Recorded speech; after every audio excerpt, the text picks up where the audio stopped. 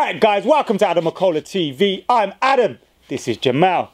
Now, first things first, just done a video for his channel as well called Know Your Club. Now, we're not going to tell you what's happened, but head over to it, go check the video out, subscribe to his channel. The link is in the description below. But Jay's here today to give me his dream team. Now, we saw Liam from Bake Off's dream team. We saw his dream team already. Now, like I said then, you're saying about who's the best ever players you've seen. Yeah. Any of that stuff. I just want your favourite players. Okay. So it might be players that are a little bit obscure. Yeah. It might just be a complete Man United. Because you're a Man United fan, aren't you? I am. Where did it start with United? It varied a bit. One of the reasons I tell people, which is very true, is my older brother's a Liverpool fan. And when I was a kid, I got into football kind of late. I got into football when I was like 9 or 10. It was kind of an accident, really. And whenever my brother would see me going off to go play football kind of thing, like my friends would come knock on the door, call for me, we go play some football, he'd be like, Jemel, you support Liverpool, right? This me. No. He'd always kind of try to just throw it on me, Liverpool, Liverpool, Liverpool. So I did my own research kind of thing. I was like, why is this Liverpool? What? So I was always kind of competitive with my older brother. So I thought to myself, who's Liverpool's nemesis? Who's their rival? Because I was late into the whole football scene. I remember watching the Champions League final against Bayern Munich. I remember watching it.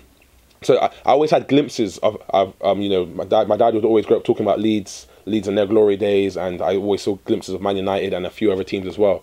And I was like, oh, Man United did it. I was like, well, it would really piss him off if I said that, and things like that. And at the time as well, I was a fan of David Beckham, but that was more to do with when I was at, you know, youth clubs and things like that. We'd all be trying to do his kind of free kick. How, you know, when he takes his free kick, his ankles would kind of bend. It looked unnatural. His arms swing back. Yeah, everything like that. So like Beckham was my guy. Yeah, I was like the Black Beckham, but I couldn't bend the ball at all.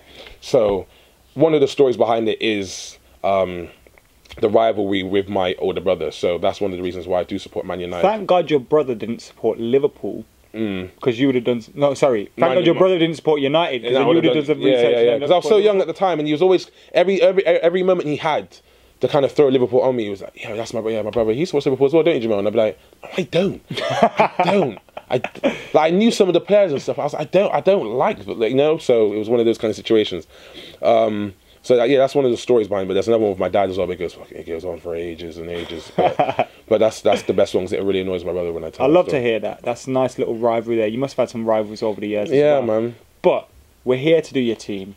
Now, like I said, from back to front, I'm not going to give you your formation or anything. You just pick 11 players, your best players. Okay. We'll start with your goalkeeper. In goal, Schmeichel, because absolutely legendary. I think De Gea's great, amazing, don't get it twisted, but growing up as a kid, and then when you're a kid, you're watching football very differently. It's not very much about tactics and stuff like that. You're kind of watching and you're just enjoying the sport. And the saves I would see Schmeichel make and all this kind of stuff, I'm like, yo, in my mind, it's the ball's this big, the goal's this big, but how's he getting to this corner? He's like a superhero kind of thing. So seeing him like make such crazy saves, penalties, and in like dying moments of games, and he just stopped. It was that star shape in it as well that he used to do all the time. Just amazing. So like when I was younger, I wanted to be a goalkeeper because of Schmeichel.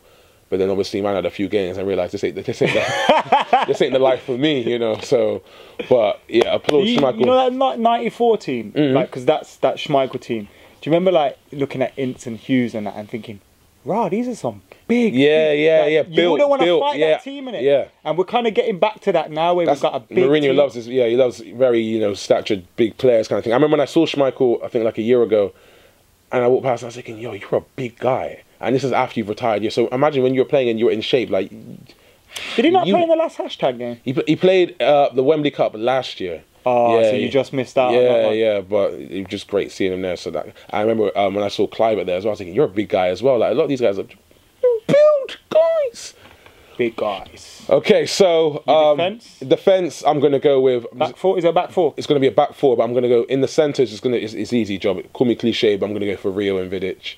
I'm sorry, but... Might be a little bit of a comparison there with Liam. Picked that as well. Yeah, this is true. However, Vidic was never the fastest, but he was great at reading the game, great in the air, and he's a leader.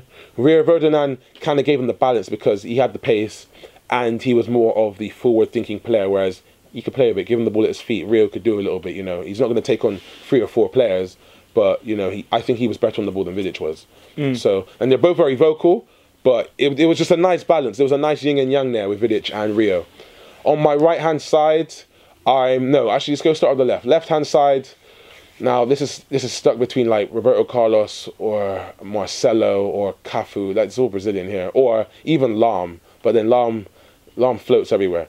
I love it. We're finally now getting some players that are non. Yeah. Like left side, I would go with. I'm gonna say Marcelo, simply because I remember when he first joined Real Madrid, and I was like, I'm not convinced about this guy. Like, I remember seeing Cezinha before. He wasn't that great. But then Roberto Carlos back in the day as well, I was thinking this guy's a machine. And I was always very critical of people that tried to take over from, you know, R9, from, you know, Raul, and then, you know, and Roberto Carlos in these positions, and Figo. Like, I was like, you're not gonna match these guys. But when seeing Marcelo develop over the years, he is so crucial to that. And he's still like up there now. He's amazing, a very, very good defender and great attacking player as well. So Marcelo on the left, amazing. On the right back, I'm gonna go with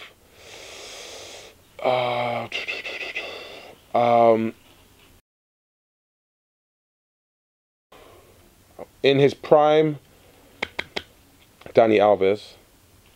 In his prime, Dani Alves. The guy's rapid. The guy's rapid. He's not like the world's greatest defender, but not like... It's the modern age where you just need to attack. Yeah, but he's been doing. But if he gets back, I'm not going to be like, he's not... He'd put his foot in for a tackle, you know? He's not a wimp. He'd go in for a tackle. And I wouldn't be surprised... I'd be surprised if he didn't come out with the ball, you know? He plays with his heart on his sleeve. So Alves right back. So you've got Schmeichel in goal. Alves and Marcelo as your fullbacks. Vidic and Rio. That's pretty solid. It's decent. It's decent. How many European Cups between all of them? Because they've all won it. Yeah, like if not Rio, it'd be Ramos. Yeah, but Ramos always gets sent off. You know, and I'm trying to win the game. I think Rio is a level above Ramos, and I think you're right to go with Rio. Yeah. For me, Rio is the best defender in my lifetime that I've seen personally. Serious. And I've said it to his face as well. Like, Rio, you're the best, man. Yeah. Like, because he just is. I just find... He's a great guy like, as well. Do you know what it is with Rio? Like, he always had a yard. Yeah. Like, because he was so very clever in his head. Yeah. And reading the game, he would always have a yard ahead of players. And I just find this image of Rio where someone would play a through ball, and then Rio would come through, and he'd have this arm. Boom, you're there, I'm here, the ball's there, you ain't getting to it. Yeah. And it's like that calmness, that assurance that he provides. Because I always feel like with Vidic and Terry's, those kind of players, they make defending look hard. Yeah. Rio makes it look easy. And I think that's more difficult. I agree with that. 100%. What kind of midfield you got? Midfield wise, now... In numbers? Is it a 4? Is it a 3? I'm stuck between a 4-3-3 and having kind of like maybe a CDM kind of, then 2 centre mids, and then it might be a defensive 4-3-3. But I'm just gonna put them in there first and see what happens. I'm gonna slap Paul Scholes in there. Hey. 100% Scholes, he needs to be in there. Like Scholes, like, you know, Inter Milan wanted Scholes, but he was like, you have to buy the club if you want me. So, you know, so Scholes is definitely in there. He's just a mastermind. He's everything. Like, you've got Gerrard and Lampard here. What separates Scholes from them then? What separates Scholes? I'd say from them, Gerrards and Lampards. Apart from Scholes couldn't tackle for shit. You know, his tackling was, you know, it was just a bit ugh.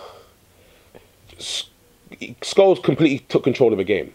He was the orchestra. He was the composer of the game. As soon as the ball's got on the Scholes, the tempo is either going to be raised up because he's about to spray the ball to someone that you didn't realise was free, or he's going to slow the game down.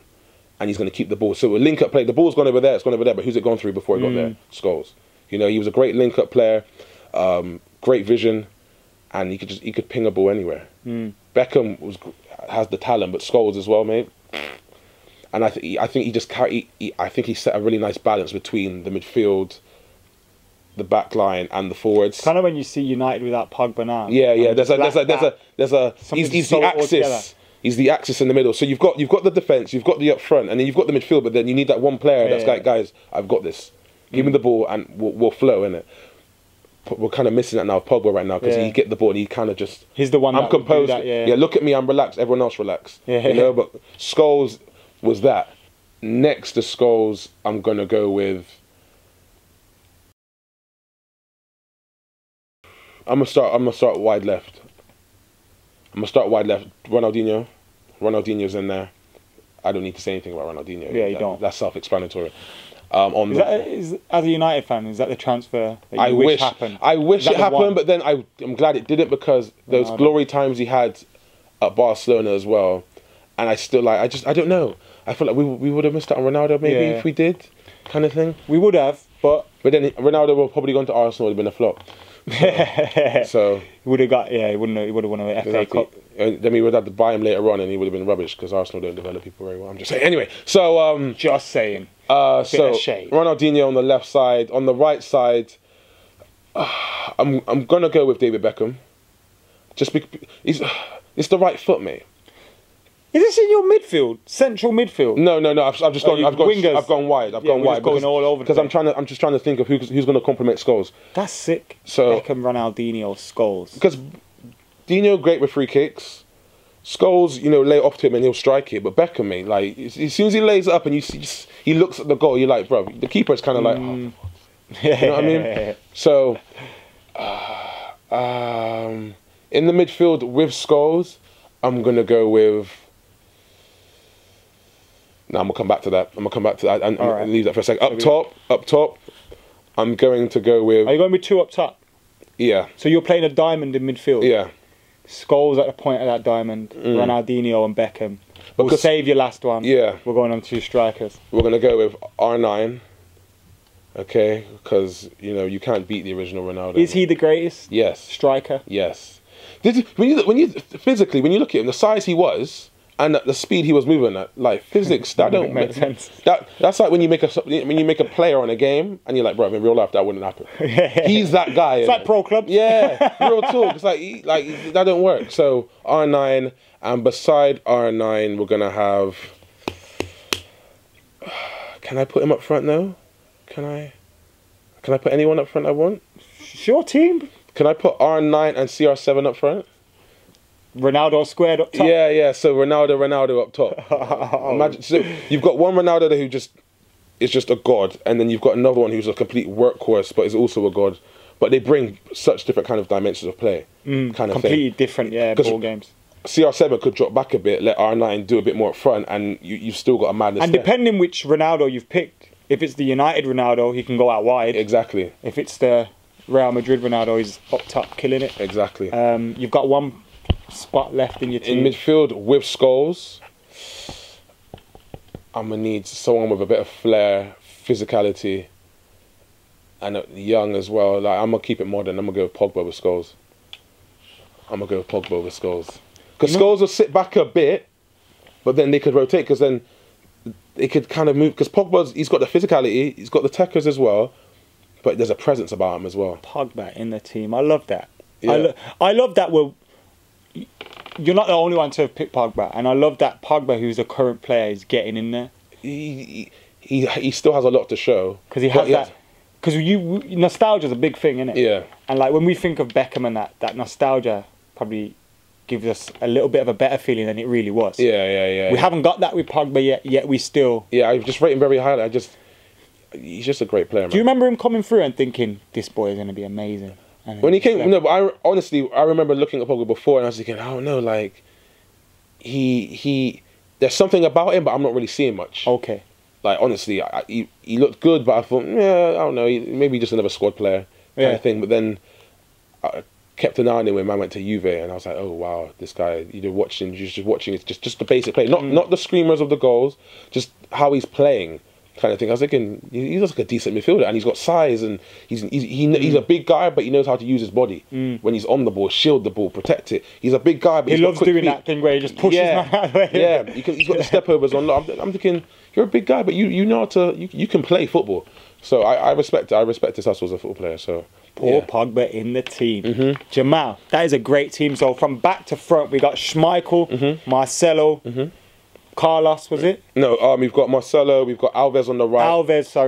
Vidic, Scholes, Pogba, Ronaldinho, Beckham, And Ronaldo squared up top. Yeah. That is a beautiful team. And Sir Alex is the manager. That is mate. a beautiful team. I'll be his number 2. Yes, nice. Jemel, tell the people where they can find you. I know they know already, but just guys, my information's down in the description box below. Jemel One Five, JemelOneFive. All of that good stuff. You can find me there. Check out my channel. Go and check out Know Your Club as well, because we would have linked these uploads up. So when Know Your Club's up, this will be up. So go and watch both. Subscribe to both channels. Jemel, it's been a pleasure. Thank you for having me. We're out of here.